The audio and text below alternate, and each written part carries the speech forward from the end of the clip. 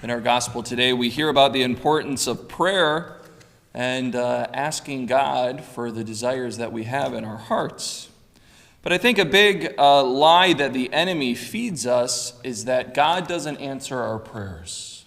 Have you ever heard somebody say that before? You know, God doesn't answer my prayers.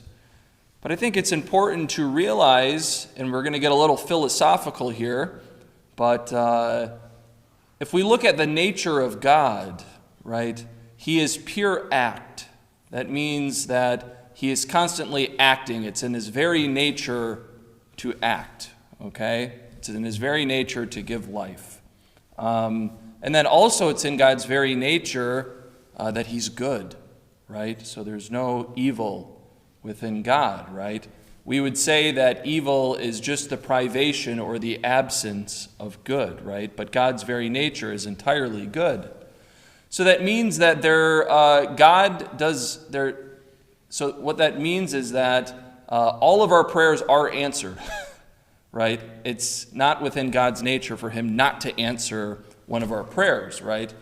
But when somebody says that God doesn't answer my prayers, which it usually means is I didn't get the answer that I wanted. Right? Because there's three answers that God could give us. Yes, no, and not yet. Yes, no, or not yet. So whenever we do pray, God's always answering our prayers, right?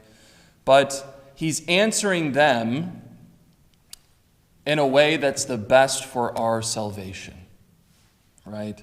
Because God is not bound by time, so he's able to see everything all at once, where we are bound by time, right? We can only see little pieces, right, of the puzzle. But God can see everything. So something that we might think is good for us here and now, God is able to see that, maybe that's not good for their salvation, right? So it's always important to trust the Lord, to recognize that he's always answering our prayers at all times, right?